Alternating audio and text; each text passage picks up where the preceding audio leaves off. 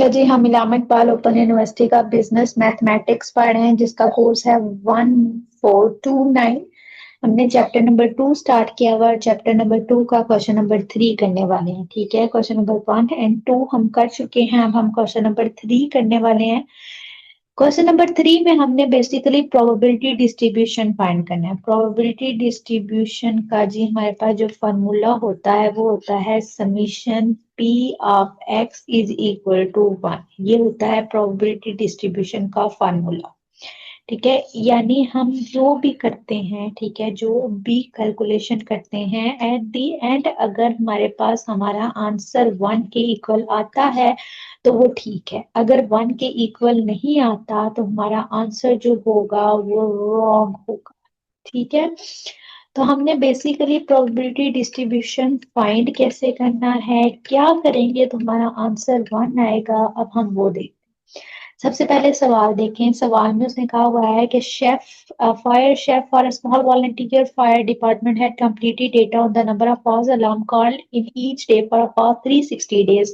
The data in a table shown frequency distribution summarizing the finding construct of frequency distribution. यानी हमने frequency distribution जो है वो find करना है जिसका फॉर्मूला है summation P of X is equal to 1। ठीक है, अब बेसिकली हमारे पास सबसे पहले ये भी क्वेश्चन में हमारे पास सबसे पहले हमारे पास दिया गया है नंबर ऑफ फॉल्स अलार्म।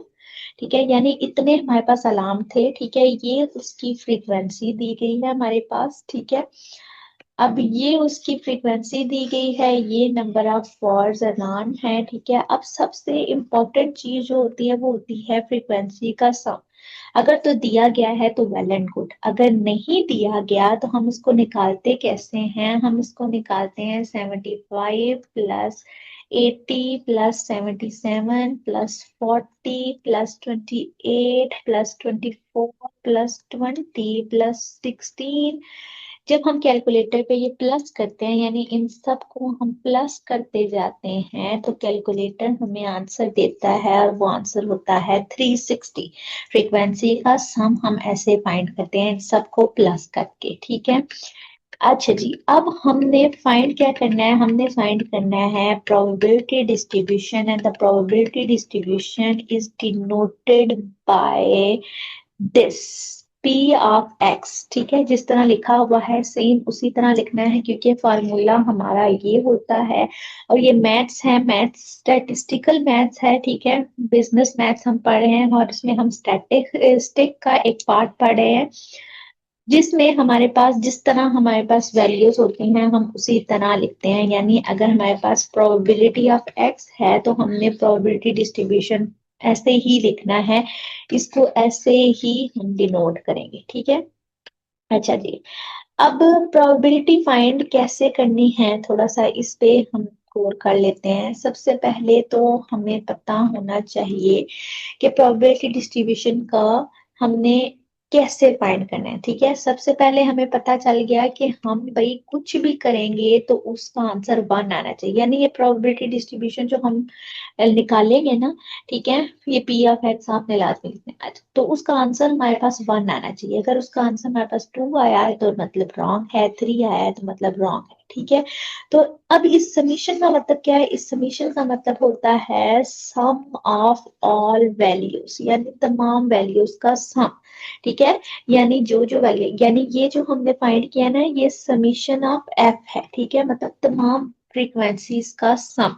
इसी तरह जब हम पी ऑफ एक्स फाइंड करेंगे तो वो हम तमाम प्रोबेबिलिटी डिस्ट्रीब्यूशन का सम लेंगे तो वो सम ऑफ प्रोबेबिलिटी डिस्ट्रीब्यूशन होगा। और अगर सम ऑफ प्रोबेबिलिटी डिस्ट्रीब्यूशन हमारे पास 1 आता है तो फिर वो क्या होगा, हमारे पास आंसर बिल्कुल ठीक होगा। ठीक है, अब यहाँ पे हम यहीं पे कर लेते हैं प्रोबेबिलिटी डिस्ट्रीब्यूशन। ठीक है, अब ये हमारे पास यहाँ से हमारा सोल्यूशन होगा स्टार्ट। ठीक है, जब हम लिखेंगे सोल्यूशन तो अच्छा जी, अब हम लिखेंगे सोल्यूशन तो हम ये टेबल बनाएंगे। ठीक है, ये हमने टेबल बनाना ही बनाना है जिसमें हम लिखेंगे नंबर ऑफ फॉल्स अलार्म 0 1 2 3 4 5 6 7। ठीक है, फ्रीक्वेंसी लिखेंगे, फ्रीक्वेंसी का टोटल लिखेंगे। अच्छा जी, अब साथ एक और बॉक्स का इजाफा हो जाएगा। ठीक है, ये बॉक्स हम 7 बना देंगे। 7 हम एक के बी बॉक्स बना देंगे, ठीक है।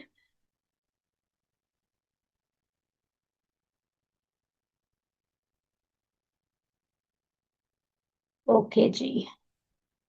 हाँ सर, में हमारे पास 7 ये भी बॉक्स बन गया। अच्छा जी, अब पहले मैं बता देती हूँ कि फ्रीक्वेंसी डिस्ट्रीब्यूशन बेसिकली क्या होता है। इसमें हम ये जो है, इस 75 को इसके इस टोटल से डिवाइड करा देते हैं, ठीक है। सिमिलरली ये फ्रीक्वेंसी यानी अगले वाले को उसके टोटल से डिवाइड करा देते हैं, उससे अगले वाले को उसके टोटल से डिवाइड करा देते हैं। मतलब हमने जो सेपरेट सेपरेट चीजें ली हैं उनको उनके टोटल से हम लोग क्या कर देते हैं, डिवाइड करा देते हैं, ठीक है। उसको उसके टोटल वाले से हम डिवाइड करा देते हैं। तो अब हम सिमिलरली देखते हैं, ठीक है। अब हमारे पास सोल्यूशन स्टार्ट होने वाला है। 75 डिवाइडेड बाय उसका टोटल 360, ठीक है। इसी तरह ये 80 डिवाइडेड बाय इसका टोटल 360। इसी तरह हमने 77 डिवाइडेड बाय 360, ठीक है। 40 divided by 360, 28 divided by 360, 24 divided by 360, 20 divided by 360, 16 divided by 360। अब यहाँ पे ये जो नीचे लाइन बची है ना, यहाँ पे हम समीशन लिखेंगे किसका, अपने पी ऑफ एक्स का, और अगर उसका आंसर 1 आएगा तो हमारे पास ये बिल्कुल ठीक होगा। अच्छा जी, अब अगला काम है हमारे कैलकुलेटर का, ठीक है। हमारा कैलकुलेटर हमें आंसर निकाल के देगा। जब हम कैलकुलेटर पे लिखेंगे 75 डिवाइडेड बाय 360, तो हमारे कैलकुलेटर पे आंसर आ जाएगा 0.2083, ठीक है। नेक्स्ट सिमिलरली कैलकुलेटर पे जब आप लिखेंगे ना, जब कैलकुलेटर पे आप लिखेंगे ना, तो आपके पास आंसर आ जाएगा, ठीक है, 360।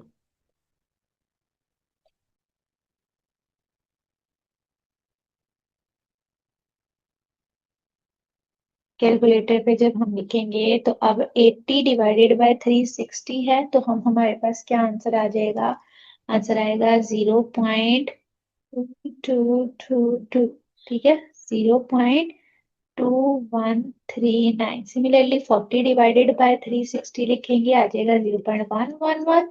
हम लिखेंगे 28 डिवाइडेड बाय 360 कैलकुलेटर पे, तो हमारे पास आ जाएगा 0.7778, ठीक है। कैलकुलेटर पे हम लिखेंगे 24 डिवाइडेड बाय 360, आंसर आएगा 0.0667। कैलकुलेटर पे लिखेंगे 20 डिवाइडेड बाय 360, आंसर आएगा 0.0556। कैलकुलेटर पे अगर हम लिखेंगे 16 डिवाइडेड बाय 360, तो कैलकुलेटर पे आंसर आएगा 0.04, ठीक है। इसको हम ठीक करके लिख देते हैं 0.0444। अच्छा जी, अब हमारे पास जो आंसर है, ठीक है, वो 1 आना चाहिए, क्योंकि फॉर्मूला हमारे पास क्या है, फॉर्मूला हमारे पास, फॉर्मूला है हमारे पास summation of P is equal to 1, ठीक है। अगर समीशन ऑफ पी जो है वो यहाँ पे आंसर आ जाता है 1, तो हमारे पास प्रोबेबिलिटी डिस्ट्रीब्यूशन बिल्कुल ठीक और एक्यूरेट फाइंड हो जाएगा। लेकिन अगर 1 नहीं आता तो ये आंसर ठीक नहीं होगा, ठीक है।